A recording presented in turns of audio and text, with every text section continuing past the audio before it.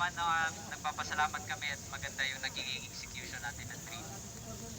No, at sana sa may totoong earthquake na no, wag naman mangyari kung ano man, at least no, prepare tayo. Para naman doon sa mga no, sa mga staff na participate na tumulong sa mga nag-post. Maraming salamat sa inyo. No, sana kung may ano man, no, ganun yung gagawin natin. No?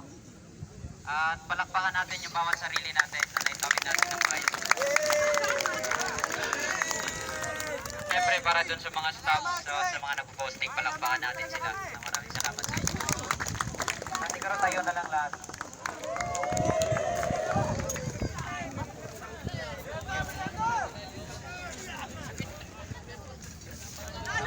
Bago natin i-end ito,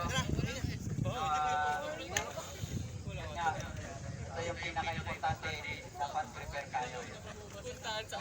Once may earthquake, no, walang magpapanik, walang magtutulakan, walang maghahabulan.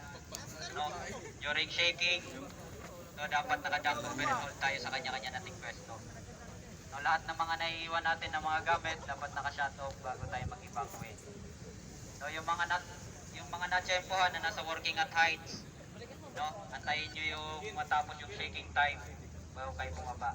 Yung mga nasa perimeter, no, umit na.